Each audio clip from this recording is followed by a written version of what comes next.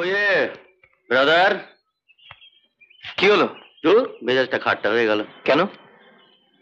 বোনটা চলে যাবে, অবশ্য সে তো একদিন যেতই।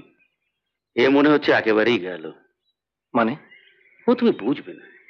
কেয়াটা কেয়াটা বরাবর একটু নরম সরম, আট পৌরে। যাকে এ বিয়ে তো আর আমি ঠিক করিনি। ও ভালো কথা, ও বেলা তোমার একটু সময় হবে? কেন? ওই দেওঘরে কাপড়ের দোকানে বেনারস থেকে কিছু শাড়ি এসেছে অর্ডারই।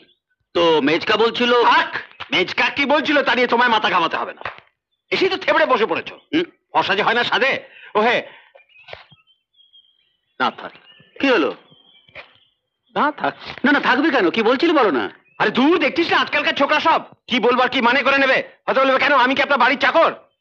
আচ্ছা তুই বরং একাই যা, যদি আমি জানি বেনারসি বদলে গুচ্ছের বাজি পোতার গামছা এনে হাজির করবে। কি করতে হবে বলুন না। ও বলবো তবে করবে কেন? নিজের ভেবে হাত থেকে টেনে নিয়ে করতে পারো না? একে আমার বলে মাথার ঠিক নেই। দুদিন বাদে মেয়েটা চলে যাবে, তারপর তো একবারে বিলেত। কেন যে মরতে রাজি হয়েছিলুম। একটা কথা বলবো? কি?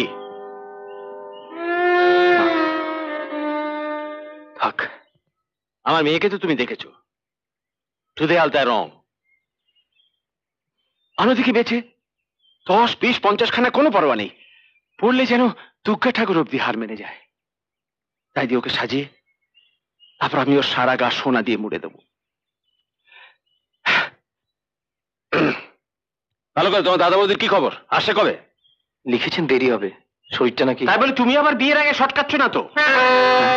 না না খবরদার খবরদার, ও চেষ্টাও করো না, আমি কিন্তু তাহলে খপ করে ধরে ফেলবো।